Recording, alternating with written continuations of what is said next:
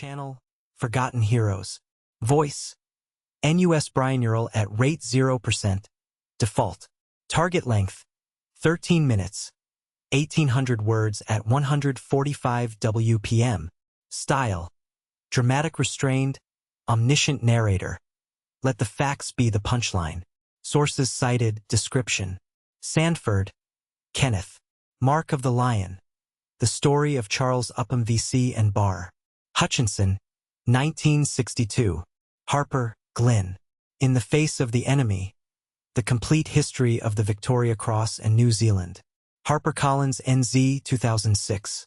VC citation, The London Gazette, October 14, 1941. Bar citation, September 26, 1945. MacLeod, John. Myth and Reality, The New Zealand Soldier in World War II. Reed, 1986.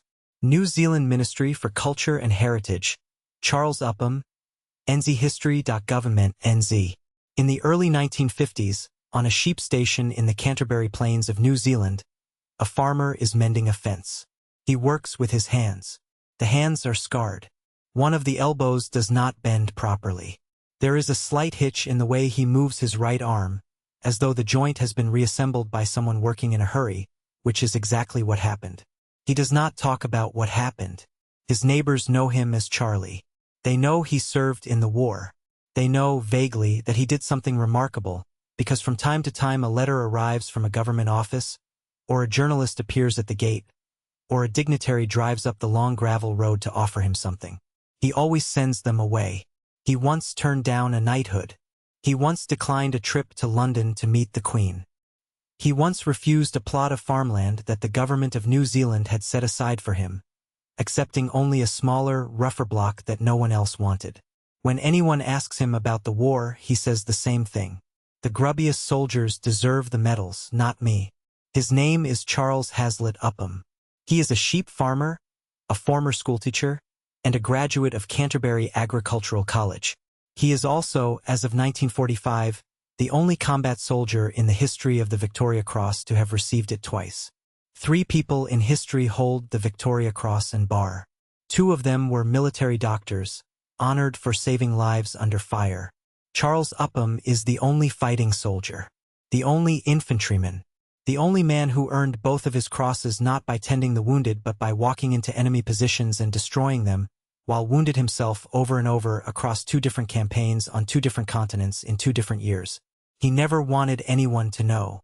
Upham was born on the 21st of September, 1908, in Christchurch, New Zealand. His father was a lawyer. His mother came from a family of Canterbury sheep farmers. The boy grew up between 2 worlds, the professional respectability of the city and the quiet, physical labor of the high country stations where his uncles ran merino sheep on land that touched the Southern Alps. He went to school at Christ's College, and then to Canterbury Agricultural College, where he studied valuation and farm management. He was not a natural student. He was quiet, stubborn, physically tough, and more comfortable around animals than around people. After college, he worked as a farm manager, a muster, and briefly as a schoolteacher. He liked children. He liked sheep. He did not like being told what to do. When the war began in September of 1939, Upham was 30 years old. He enlisted almost immediately. He could have applied for a commission. He had a degree, a professional background, the right surname. He chose to enlist as a private. It took his commanding officers less than a year to promote him.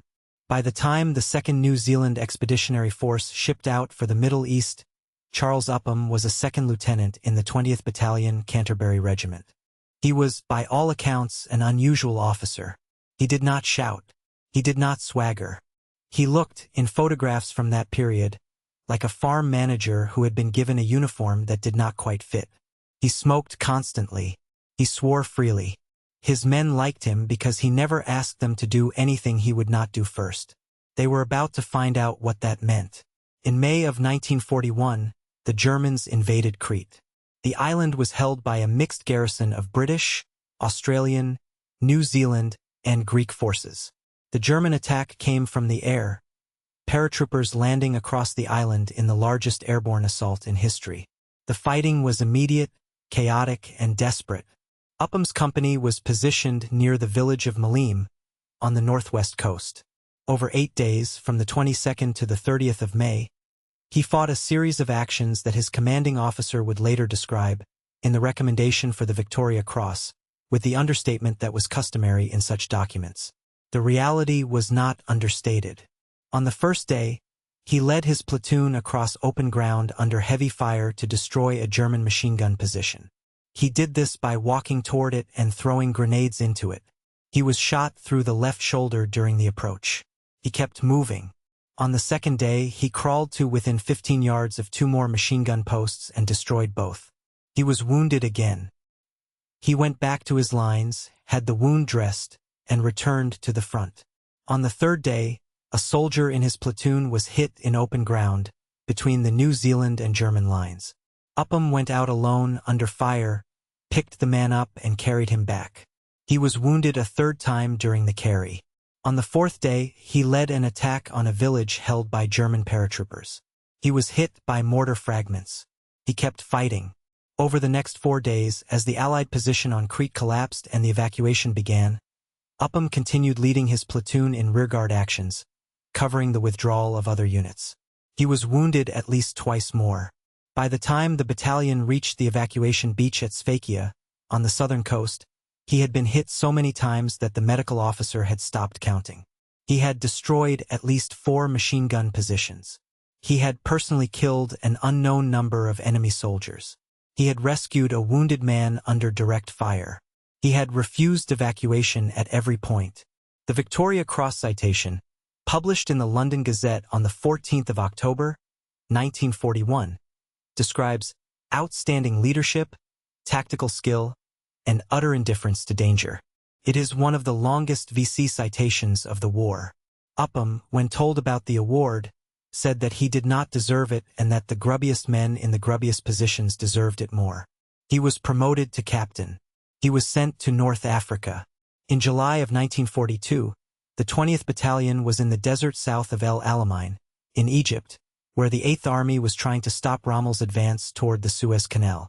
The fighting was at close quarters, tank against infantry, trench against trench, in temperatures that reached 120 degrees. On the night of the 14th of July, Upham led his company in an attack on a position called Ruisat Ridge. What followed over the next 24 hours is described in the citation for his second Victoria Cross with the same careful restraint as the first. But the facts resist restraint. He ran across open ground toward a German truck loaded with soldiers and destroyed it with grenades. He ran toward a German tank and disabled it also with grenades. His arm had been shattered by a bullet early in the action. His right elbow was broken, the bone visible through the skin. He continued fighting with the arm hanging. He was shot through the elbow a second time. He threw grenades with his left hand. At some point during the night, he was shot through the legs. He could no longer stand. He continued giving orders from the ground. His company was overrun.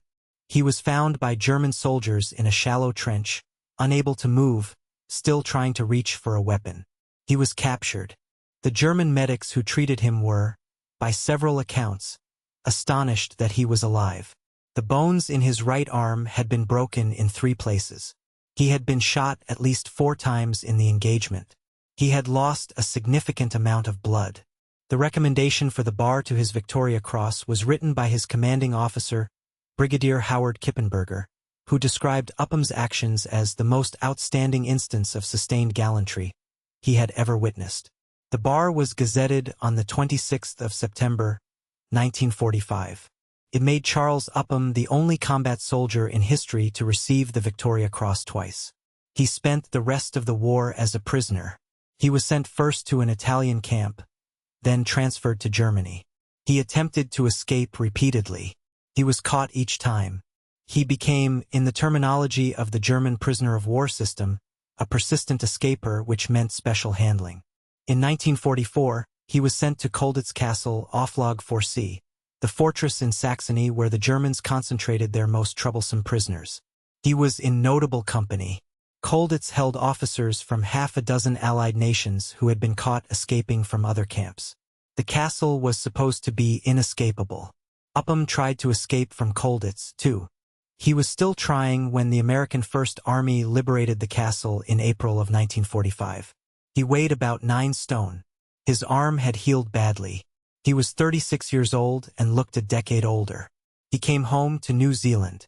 The government offered him a farm, a good piece of Canterbury land, fully developed, a gift from a grateful nation.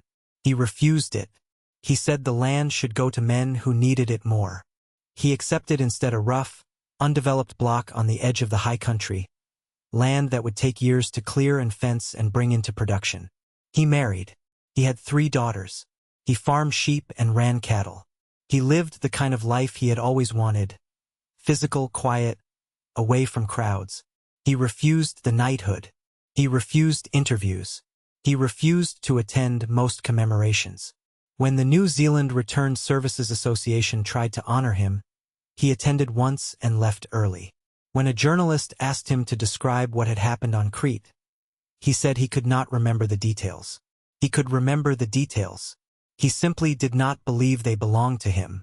There is a story, possibly apocryphal but widely told in Canterbury, that a neighbor once found Upham's Victoria Cross and bar in a drawer, in a tin box, under a pile of fencing wire receipts. The medals were not framed. They were not polished. They were in a tin box next to old invoices for sheep drench. He died on the 22nd of November, 1994, at the age of 86. His funeral was held at the Christchurch Cathedral. The Governor-General attended. The streets were lined with people. The New Zealand Army carried his coffin. It was the largest military funeral in New Zealand's history, for a man who had spent 50 years trying to make everyone forget. 3 people in history hold the Victoria Cross and bar. Arthur Martin Leake, a military surgeon, in 1902 and 1915. Noel Chavasse, a medical officer, in 1916 and 1917. And Charles Upham, a Canterbury sheep farmer who walked into machine gun nests and threw grenades at tanks and carried wounded men across open ground and did all of it with bones sticking through his skin. He is the only fighting soldier. He is the only infantryman. He is the only one who did it not by healing but by refusing to stop, refusing to leave, refusing to accept that any of it was exceptional. The grubbiest soldiers deserve them, he said. Not me. He said that for 50 years. No one believed him, but he meant it every time until the end. If the story moved you, subscribe to follow the Untold front. New stories every week.